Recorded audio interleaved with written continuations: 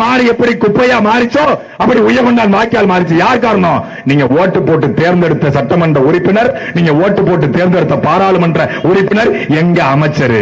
ஆட்சியில இருந்தாலும் அமைச்சர், ஆட்சியில இல்லைனாலும் அமைச்சர். அதனால அமைச்சர் பதவி என்ன? அவங்க ஆத்தாப்பம் கொடுத்த பட்டமாடா? பிறக்கும் போதே அமைச்சர், பிறக்கும் போதே மினிஸ்டரா, சாகும் போது மினிஸ்டரா? நீ ஓட்டு போட்டா மந்திரி, இல்லைன்னா எந்திரி, அவ்வளவுதான். ஆனா எப்பவுமே அமைச்சர். அந்த அமைச்சர் திருச்சிக்கு செஞ்சது என்ன பண்ணாங்க? 1 மணி நேரம் மழைக்கு உறையூர் தாங்காது, 1 மணி நேரம் மழைக்கு பஞ்சபரண சுவாமி கோயில் மூழ்கிறோம், 1 மணி நேரம் மழைக்கு தில்லை நகர் தாங்காது, 1 மணி நேரம் மழைக்கு புத்தூர் தாங்காது, 1 மணி நேரம் மழைக்கு பிசபர் காலேஜ் தாங்காது. 1 மணி நேரம் சென்னையில வந்து வெள்ளம் திருச்சியில வந்திருந்தா திருச்சி மூழ்கி இருக்கும். இதே திருச்சியில உள்ள வெக்காளியம்மன் கோயில் பக்கத்துல நான் தங்கியிருந்தேன் ஒரு 8-10 வருஷத்துக்கு முன்னாடி. இடுப்பளவு தண்ணீர் நீந்திக்கிட்டு தான் வந்தேன். நல்ல வேளை நீச்சல் தெரிஞ்சதால தப்பிச்சோம். எப்போ வந்தாலும் வெள்ளம் அபாயம் இந்த பகுதிக்கும் இருக்கிறது, எப்போதுனாலும் வெள்ளம் வரலாம். அப்போ அதுல இருந்து நம்ம காப்பாற்றுவதற்கு அடிப்படை தேவை கழிவு நீர் வாய்க்கால் இருக்கிறதா, வாட்டர் மேனேஜ்மெண்ட் இருக்கிறதா, நீர் மேலாண்மை இருக்கிறதா? இல்லை.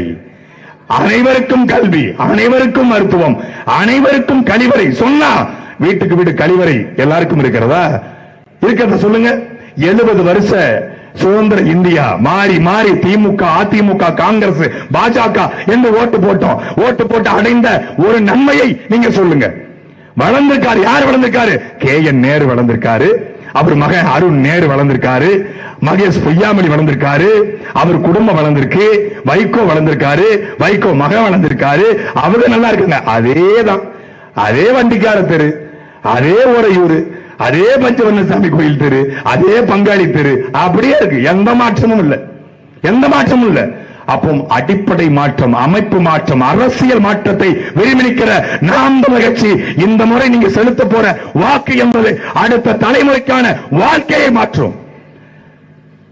சாதாரண மைக்கு இல்லை இது. ஏதோ சீமானும் தம்பிகளும் சும்மா மைக்க தூக்கிட்டு வந்து நினைக்காதீங்க.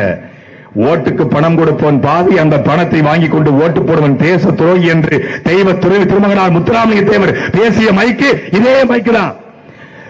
அரசியல் என்பது மக்களுக்கான தேவையும் அதற்கான சேவையும் என்று கர்ம வீரர் காமராஜர் பேசிய மைக்கு இதே மைக்கு தான். எங்களுடைய தாத்தாக்கள் நெட்டமலை சீனிவாசனாரும் அயோத்தாச பண்டிதரும் எங்களுடைய ஜீவானந்தமும் சிங்கார வேலரும் எல்லோரும் பேசிய மைக்கு இன்றைக்கு நீண்ட நெடுகாலத்திற்கு பிறகு பேரன்கள் கையிலே கிடைத்திருக்கிறது.